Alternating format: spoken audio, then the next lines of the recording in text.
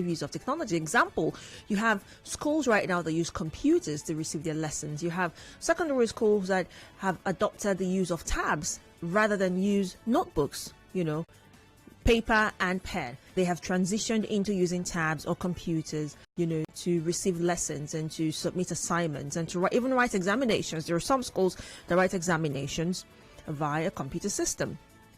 So that basically is digital education. Now, as part of efforts to provide digital literacy for youths in Nigeria, the Swedish government has stated its determination to partner Nigeria in the development of digital education here. And this was a statement made by the ambassador of Sweden to Nigeria, Grant Carl Michael. He disclosed this in Abuja during the signing of partnership agreement between the Swedish Nigerian Social Development Enterprise and Beige University in Abuja. And he stated, and I quote, "I'm really fascinated to see new cooperation between Nigeria and Sweden. Two countries for a way basically that joining hands in the digital field that is really the future when it comes to the digitization of our countries." This is a brand new of a 360 platform with new solutions within one city space and especially focusing on high-level education. And that is why we have a Nigeria university present, end of quote. So he did say a lot of other things, but the beginning and end, the genesis and revelation of all the things that were said was Nigeria and Sweden will come into a partnership, a collaboration to bring digital education into reality here in the country. That means not just the expensive private schools will have the luxury of receiving lectures at whatever level of learning, to computer systems, to the internet, to data connection, to using tablets to submit assignments or write down, notes in school. It will be open. That luxury will be available to every student. Be you in nursery, be you in primary, be you in secondary, be you in a government school, be you in an affordable private school, be you in a cheap private school. Doesn't matter, what level or what kind of school you're in. You get what I mean? So on that premise, many people actually believe that, that's a far cry. It's almost impossible to have such happen in Nigeria. I don't know what form this partnership or collaboration will take. I'm not sure what a form it looks to take, but the basis is every school in Nigeria would have the opportunity to receive their lectures in whatever setting through digital technology, the use of internet, the use of digital products like tabs, like computers, like whatever else, etc., etc., etc. Well, on his part, the CEO of Global Winston Consult, Mr. Oscar, he said the partnership was aimed at promoting digital education in Nigeria that provides international opportunity for Nigerian students. And according to him, we established to promote literacy in Nigeria through modern ways of learning. This is a big day forward today as we take a step in digitizing education in the country. We have in the front line the Beige University, and we're happy that we're here today, that we're partnering with the university, end of quote. So this is my question to you. I'd like to hear your thoughts. Do you think we can sustain digital education? I'm not talking about trying it out. I'm talking sustainability, consistency. For the next, say, 20 years from now, would we still be effectively and efficiently using digital goods and technology for education processes? Would you prefer digital education to what obtains now? Think about the realities on ground. Think about the peculiarities that come with the sector, the education sector. Think about the challenges and how we're still dealing with those challenges and what we have been doing in the past to deal with those challenges. Do you think that what obtains now is preferable to digital education? How do you think digital education will impact on our quality of education if introduced to every school? Would you like for your child to learn how to use a computer, not just learn how to use it, but receive their math lessons, receive their English lessons, their verbal reasoning lessons and quantitative reasoning, receive their home economics lessons, submit their further maths assignments through the use of these digital products. Would you like to see your child surfing the net trying to solve a riddle or solve a math formula? How would that make you feel, as a parent? And how do you think digitizing our educational process will impact on the sector, especially with what it obtains as today? I'd like that you join the conversation, so let's talk about how this affects you. 0817 923 0002, 0817 923 0003, 0817 923 0007, or 0817 923 0009. The WhatsApp number is 0809 030 6416. Hello, good afternoon. Hello, good afternoon. Yes, good afternoon. Go ahead. Okay. Who wouldn't want, if I'm to say, who wouldn't want his or her child to experience or have an idea of what it feels like to have digital education? Well, it's a shame. I don't think we have the infrastructure to sustain that. Most especially in the public schools. And it's quite unfortunate. I might not have the data, but I am very sure that we have more students in public schools. Hopefully, not probably 60% that we have in the private schools.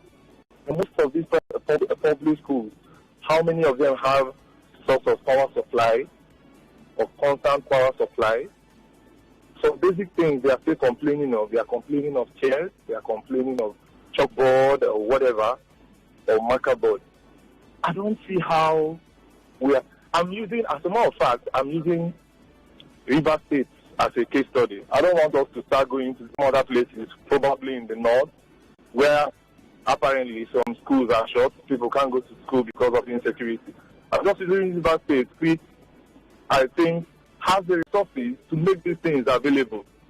Gabriella, let's use a school as an example. Go to their Paralink, that one at a Paralink Junction, not too far from your office, probably 2 kilometers from your office. Go and just go there on a normal, don't go as a prep, just go there and see for yourself how packed the ratio of students to teachers. And you wonder, ask yourself, at this rate, in the next 15 years, can we actualize digital education? So if we are going to do that, it has a whole lot to do on our own, government on our own, make the infrastructure better. Okay, before the Swedish or whatever government starts to play their part, we should lay the foundation already. If we can't get these things done, I don't see how it's going to happen. We are not investing enough in education. The physical, we are talking of Port Harcourt. Are you there, Gabriella? Yes, go ahead. Yeah, we are talking of Port Harcourt. We've not started talking of Bori. We've not started talking of the ones in the hinterland, where you and I cannot say if teachers are even going there in the first place. The other day, there was a report, who was calling, I think, of a school just in a room over here, probably 5 kilometers away from the government house, that they are saying there are no teachers. You hear this and you feel pain. For a city, in Port Harcourt City, we don't want to start talking of Kana and Asari and the rest, where nobody's eyes or the commissioner rarely goes to, or the supervisors rarely goes to. So I don't see how, if we have to do that, we have to start telling ourselves the truth from the state level before the partnership can come into place. Thank you. Thank you very much for sharing your thoughts. Hello, good afternoon. All right, do call me back, 0817 923 0002, 0817 923 0003, 0817 923 0007, or 0817 923 0009. The WhatsApp number is 0809 030 6416. Hello, good afternoon. Hello, good afternoon. Good afternoon.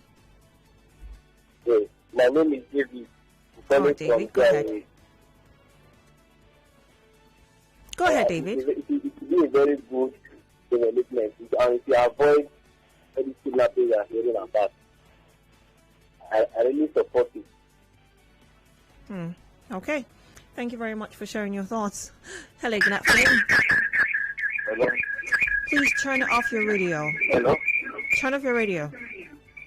Hello, can you hear me now? You need to turn off your radio. Okay, let me off it. All right. When you do, you call back. Hello. Good afternoon. Thank you. Yes. Good afternoon. Mr. Zion, good afternoon to you. Mrs. Zion, go ahead. They say that little by little the bird builds its nest. In just same way, Nigeria needs to invest on something. We are not ready for such scheme for now. We don't have a structure. The structure is not there. So what do you want to build upon it? Do you know some of the teachers they employ, they don't go to school? These same teachers employ other people that are teaching for them in the villages and other hinterland.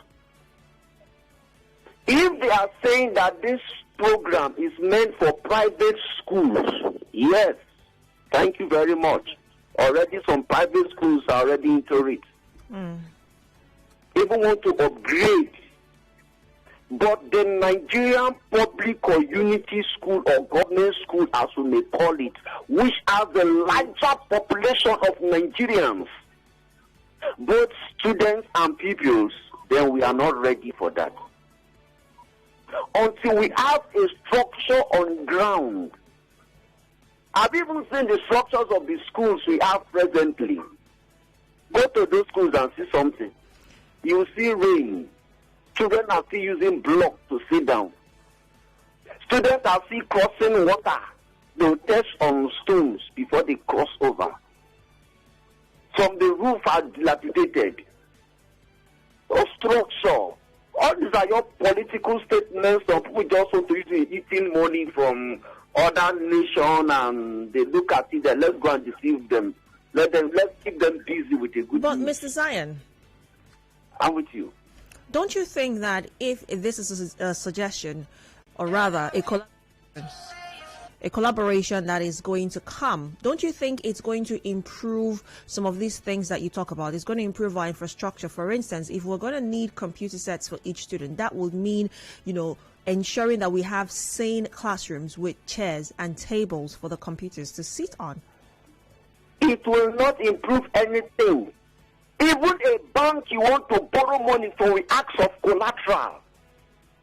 Even an uncle that wants to give you money for a product, he might ask you, how much do you have?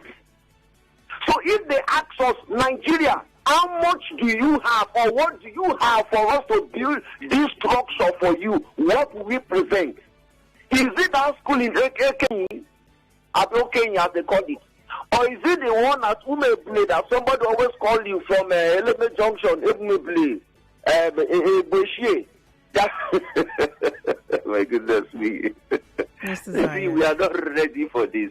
This is just a jamboree and a noise. I mean, just one noise, they want to even distracting us from the sad news we've been hearing.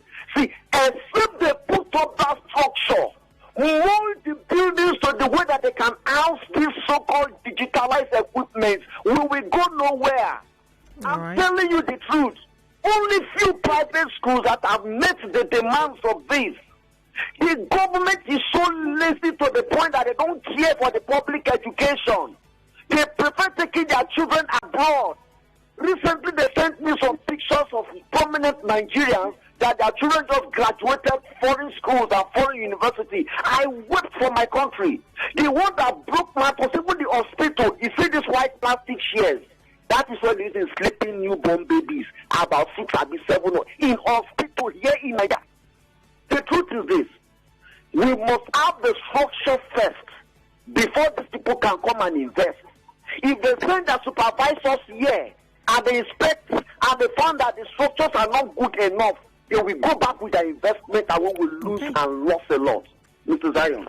Mr. Zion, thank you very much for your thoughts. Well, here's my thinking. Just like I was asking Mr. Zion, don't you think that if we begin to work towards this collaboration that has been signed, by the way, if obviously begins to, come into reality, don't you think perhaps it would help in improving the state of our facilities in our educational centers? Don't you think that, for a computer to work, you need electricity, and hence electricity would have to be connected in the school?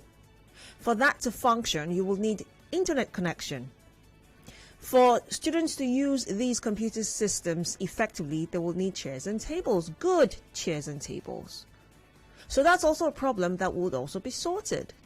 We'll need working sockets in the classrooms, for instance. So don't you think this might open the door to solving some of the major challenges we have with infrastructure in some of our schools and its facilities? Good afternoon. Hello? Hello? Yes, good afternoon. Good afternoon. Go ahead. Hello? Go ahead. Talk to me. Okay. I think this issue of bringing digital learning will help in student education. But the next thing I want to say there is that even if this should come to pass, the level of insecurity in the country will not allow it to move smoothly.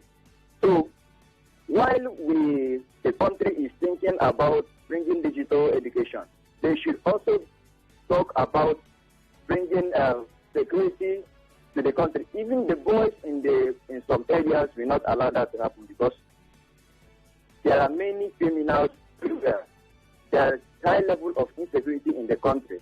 So for the government to think of this, they have to think of how to secure these things that they want to bring in. Thank you. I see. So insecurity in some way affects any good idea that we might be brewing. Okay. Good afternoon. Gabriella. Yes, good afternoon. I think I'm listening to Zion very carefully, and I want to throw his line. Why do we have dilapidated structures in schools? Why do we have kids sit on blocks? Why do we have leaking roofs? It's not because of lack. It's not because we don't have what it takes to put this in place. If you didn't dig very deep, you may have noticed that the contract may have been awarded for this structure, but it was never executed. And the money were never refunded. So why this thing? There is a debt in infrastructure in the country because of corruption. So if this partnership, comes mainstream, what killed the infrastructure, education infrastructure in the country, will also destroy it.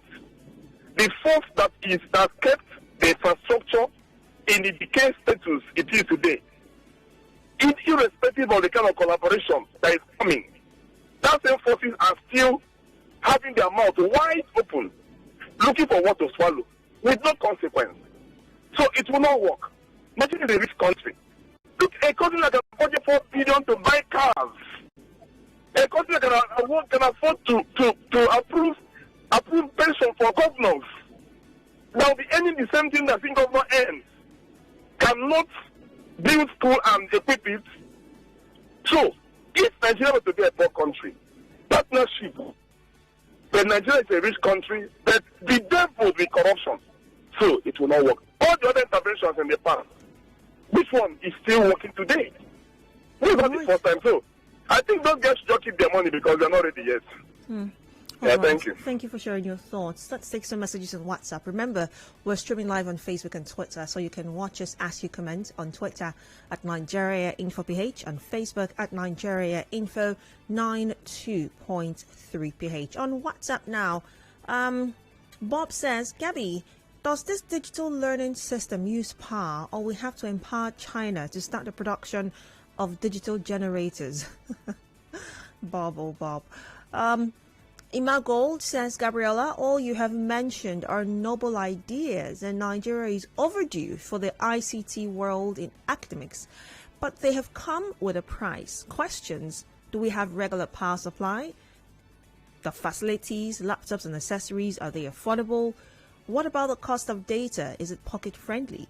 We crave for the nice things of this world and forget they all operate on proper frameworks. Until we do, we're putting the cart before the horse. Imagol, thank you for your message. On WhatsApp still, Yemi says, Gabby, you do not harvest fruit from a tree that was never planted and nurtured. Some private schools are already into this, but not any government school. Good morning, Gabriella. F. Young from Rumulumini says, I don't like negative people. Everything about our schools can start and be implemented and set time given if we are serious. We should stop unnecessary complaints. Rome was not built in a day. 1,000 miles starts with one step. Let us as a country be positive and vote good leaders and not ordinary politicians who have nothing to offer. Evergreen from Artillery says the Sweden proposal is welcomed, but in my opinion, this should be done for private schools for now. All right, so we still have some comments on Twitter and Facebook, I believe. I'll get to that shortly. But let's get back to the phone lines. Good afternoon. Hello, good afternoon, Gabi. Good afternoon. EJ from Port Harcourt. Talk to me. Well, the thing is, we don't need a soothsayer to tell us that this whole idea of digital education is not going to work. It's not feasible at all. Why do you think it's not going to work? Yeah. Because to start with, talking about digitizing the education system in Nigeria, now the question we want to ask here is the manual system of education that we've been operating on all this while, over the years, how effective has it been? The answer is it hasn't been effective at all. Because from the welfare of the teachers is poor, and then the school facilities also is nothing to write home about. Now, popular imagination has it that if this system is put into place, like it should start operating, it's only the private schools that will excel in it. But I want to disprove that notion, because even the private schools that we are looking at, that find it very easy, it's not still going to be very easy. The teachers working in these private schools, how well are they taken care of? Because I understand very well that for this digital education system to work, the teachers themselves need to have these electronic gadgets for themselves, right? And that's one. Getting the electronic gadgets is one. And then what about the data? The cost of buying the data. Who's going to foot that bill? Is it with a meager salary of 20,000, sometimes even less than that these teachers are being paid in private schools? Is it from there they are going to buy data, or even afford to buy a smartphone, and then buy the data, the child card to subscribe for data from time to time? Like I said, I understand what your concern is. But like I said, I think the government should first of all do the needful. If at all this digital educational system is going to work, they have to address the problem of poverty in the country. Look into the welfare of the teachers. Because fine, some of the students and pupils who are from regions might be able to afford these things. What about other persons, other workers too? They also need to have a better welfare. And until when that is taken care of, I don't see this whole idea working. That's my take on this matter. Thank you very much for sharing your thoughts. Like I did say, we do not know what form this collaboration will take. We do not know how it's going to happen.